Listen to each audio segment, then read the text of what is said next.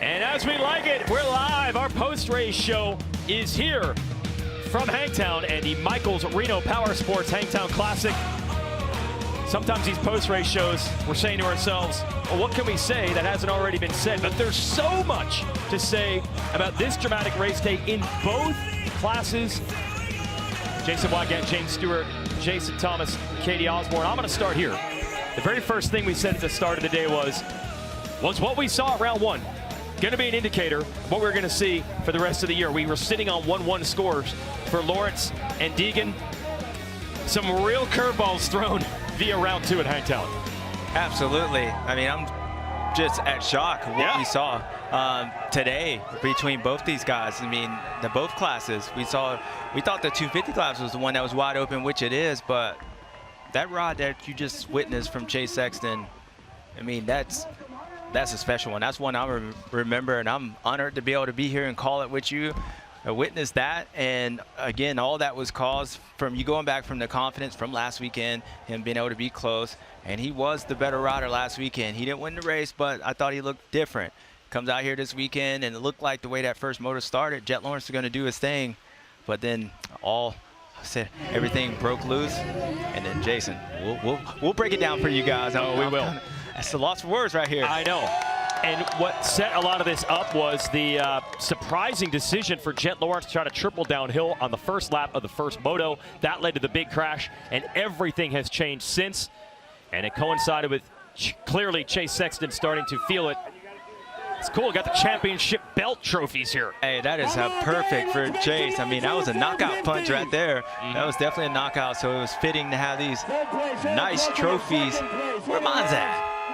That's a beautiful trophy, but yeah, it was Jet Lawrence. He's been dictating everything so far ever since he's been in the 450 class, and I mean, he dictated this, and going down opened up a can of worms, and it opened up Chase Sexton to have his best race of his life. I'm gonna say it for him. That's not close.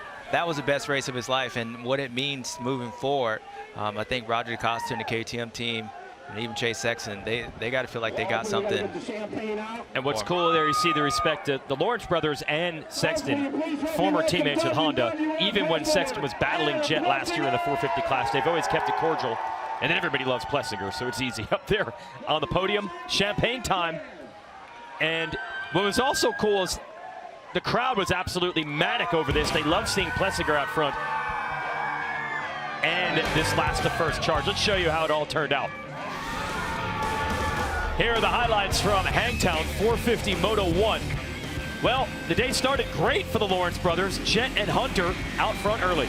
Yeah, a carbon copy of last weekend. Both those guys out front. And the way Jet was in practice, he actually looked more comfortable this weekend than he did. And then he goes down this hill. And then again, I still think there must be something else, because I just refuse that. The way he went down and tried jumping this triple, I mean, he came up way short, and for a moment, we were thinking he was out, hurt. Yeah. So he was able to get up, but what that did right there, that 5 seconds of chaos opened up the door for the rest of the day and this championship. But we were kind of dumbfounded when we were looking at him get up, and I was glad to see him, one, get up and then continue to ride and get back out, but the race was on. Sexton took a while to get going. Then once he got there, he was up to Jason Anderson of the 21, doing well, then a mistake from Sexton. Yeah, and it looked like some of the same things that happened last weekend. Chase got close to guys, made a mistake, and it was Jason running in second, and then he went down, hit neutral, and goes down, but still able to get up and hold on to third place. But then Chase Sexton started finding his form, and then he went after Hunter Lawrence, who was out front, which we haven't really spoken about him, but he had a nice gap. But Chase Sexton was not to be denied in this moto and for the rest of the day. Hunter did everything he could to fend him off. Would later say it was just a tough day at the office, and here's Sexton finishing off the pass for the lead. Yeah, and once he got out front, you could tell like that confidence from him, been able to make that pass. The door was open, and we saw something brewing. We didn't think it was going to end up like it did, but Chase Sexton and KTM, nice for fighting in there, and he was able to win that first moto. And that's the end of the Jet Lawrence 24 straight moto win streak. This is Jet coming across. He would finish and try to get to the points, but he didn't. He finished 24th, and they only pay back to 21st. We go to 450 Moto 2, Jet the pad gate pick, then nearly gets the whole shot, and then almost gets driven off the track. Yeah, I thought that was actually Justin Cooper that almost got him, but it was actually Aaron Plessinger, it seems like, where Jet got really lucky. And then, yeah, we knew he was hurt. And Chase Sexton, running about 6th, just spins out, gets up there and gets a loose and does a donut and end up dead last after this. So Aaron Plessinger battling with Cooper for the lead. Takes it over. Crowd absolutely loves it. Fan favorite. See Jet circulating close behind Phil Nicoletti in 4th. Yeah, and I think if you're Aaron Plessinger, you just watch your teammate and Tom Vial go out there, so you probably felt pretty good that the bike was going to be good. And we saw Jet Lawrence behind. He started making his way up and got around Justin Cooper. And we thought that for a moment that he was able to try to run down Aaron Plessinger because he started getting some lap times, but then the body gave out. And then Chase Sexton started coming. This is the pass on Justin Barsha. Just scrubs past him. I don't even know if Justin knew he was there, but Chase Sexton was there for a moment, and then he was gone. And then here's Justin Sneaking Cooper up on people. Yeah, Justin Cooper gets around Jet halfway through the moto. Jet started to lose pace. Yeah, and at this moment, like, Chase was about 10 seconds down from these guys, and then you saw Jet starting to go. And this got close. You know Jet was hurt because he didn't really react to that. He could have got back in on Chase if he wanted to, but he was hurt. And then Chase Sexton went around Jason Anderson and just kept making his way up. The BOGO special right here. And then he was not to be denied, Jason. Kept going. At one point, it was just a fight maybe for the podium overall, then maybe for the overall win, but then he wanted them all. The 1-1 sweep. This is the final lap against Plessinger for the lead. Yeah, and this was a game of chicken. Who wants to let off? And you could tell, I mentioned earlier, Aaron Plessinger, it would have been hard for him to pick up the pace. And after, once he was in the rhythm and Chase got past him, and we thought he was going to go, but that performance was last to 40th to first, and now you see the reaction. Unbelievable. And KTM, who also got a clutch moto win in the 250 class with Tom Vial, has to be happy with 2 bikes on the podium today. It would be 1st and 3rd when you look at the results. Hunter does salvage 2-4 finishes, even though he didn't feel great today. Finished 2nd, and you will not see Jet Lawrence in the top 10 overall because he ended up 24-6 and hands over a bunch of points to Sexton. So KTM very happy today. Let's send it down to Jason Thomas. Well, I have both of the KTM 450 boys here, and we'll start with AP. We talked to you a little bit there on the podium about that second moto. You led for so long. I think you led probably 99.9% of that race, and Chase, your teammate, got you there at the very end, but it had to be a confidence builder. You had a great first moto, an exceptional second moto here, and you're kind of picking up where you left off early in the Monster Energy Supercross Championship, race-winning caliber guy, and I think that's what you want to be. Yeah, man, that's what this team deserves.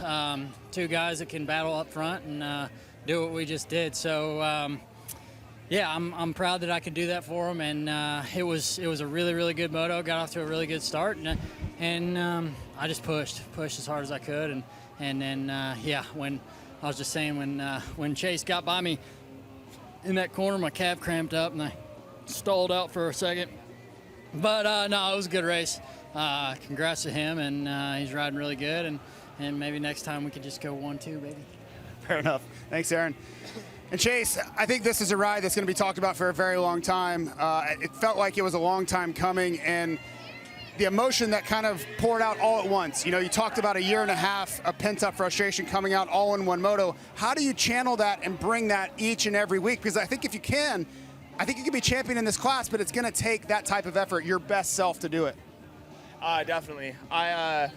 Thursday went riding with the team, and we found something on the bike that I felt like it proved today when in the motos. I felt really comfortable, and to be able to go that fast for that long, you have to be comfortable with your bike. And man, I had some really good lines. This place, for some reason, I think Tomac, when he won here by 1:40, this place, I think when you get comfortable, you can really put down some good laps and really just make a gap on the rest of the field. So for me, that was unreal. I haven't had a ride like that maybe ever.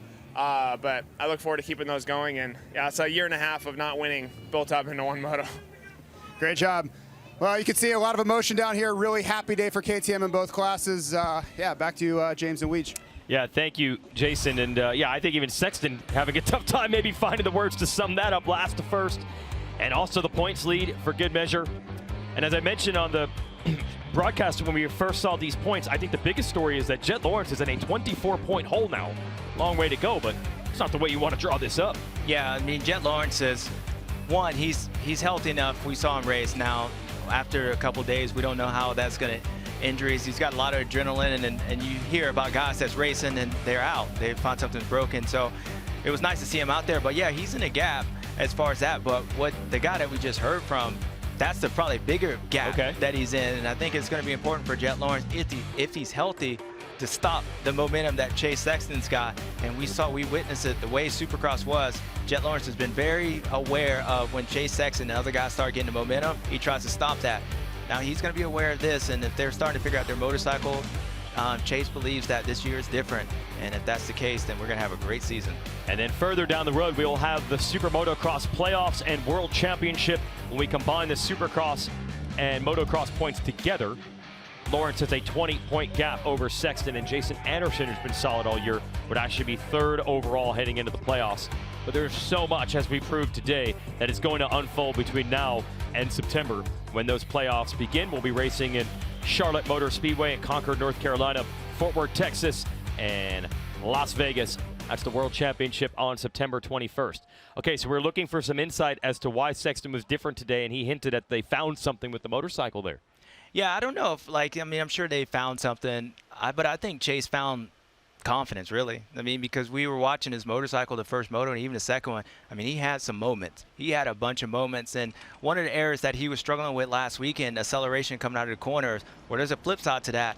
Because it was slower there, it also helps him going down the hills, because it might not be as good exiting going down the hills, and that's where he was making his passes up today. So some of the things, it's give and take, but I think Chase Sexton really just found a form, and then when he saw what happened with Jet Lawrence, took him a few laps to realize halfway through that first moto, then you saw him starting to kick in effect, and I think that's what's rolled over, and then making all these passes that second moto, he just blacked out.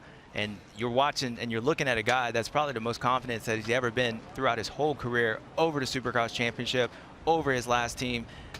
Now we got to race, people. We got to race now. Yeah, it's going to be nuts next weekend in Colorado. Let's get to our 250 class from Hangtown. So here's the 250 highlights. Rough start. You won't see Hayden Deegan up front early. Even worse for these guys, piled up around the outside. Preston Baseflug went for a big ride there.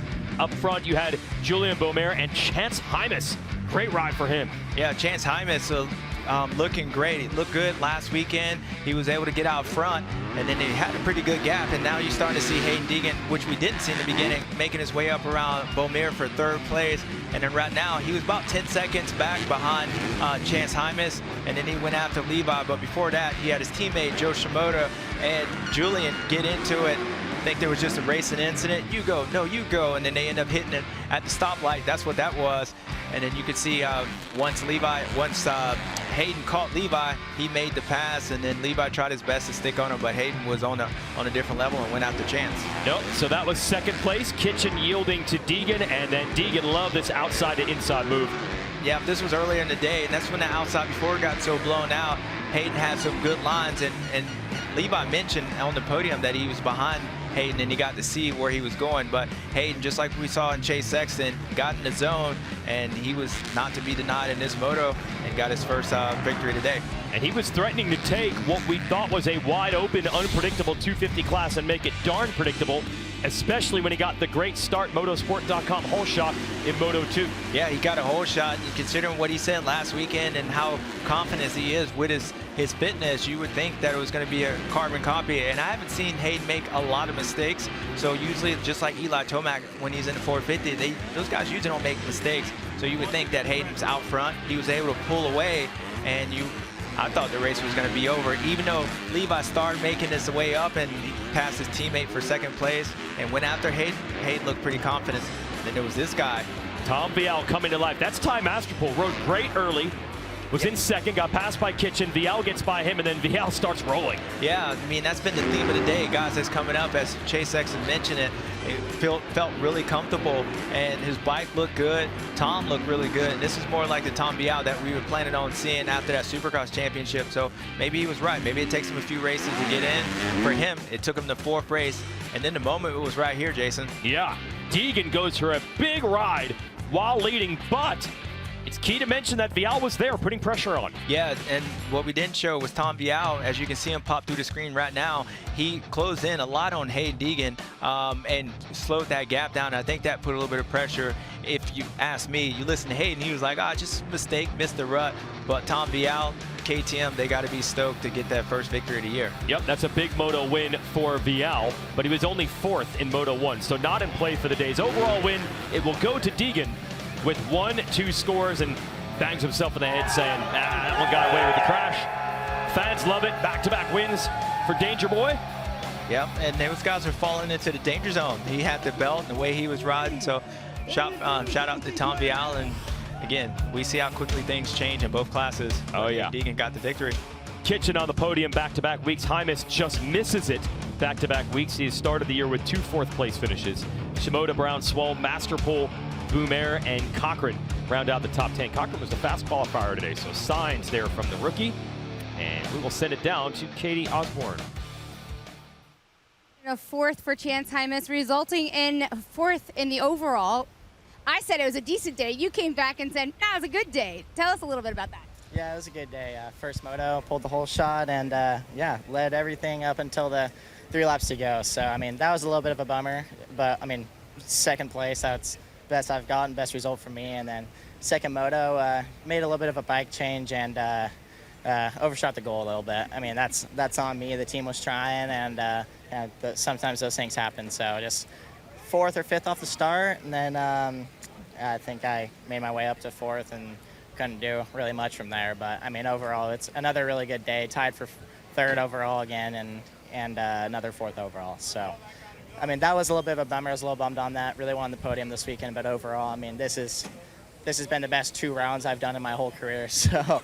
No. So yeah, back to that decent or good, I'd say, yeah, pretty great actually. Yeah, I mean, there's definitely little things here and there that I want to improve on, but I mean, overall, like, my riding's really good and the team's really good right now. So, yeah, happy with where I'm at, and yeah, ready to just keep building and keep fighting. So. Congratulations, it was nice. The team was really stoked about where you were. They said day by day for Chance Hymas, he's growing and building. Well, absolutely, Katie, because the Supercross season, a bit of a disappointment results-wise for him. Had some speed at times, but he's really turned it around early here in Pro Motocross, and that's why he's 4th in points and not too far behind Vial and Kitchen and Deegan out front. But when you look at these points, is that really the story right now? I mean, there's plenty of time for any one of these guys if they can get on a run. It's more about the riding at this point. Yeah, I think it's more about the riding, and obviously they didn't let Hayden Deegan run away with this thing.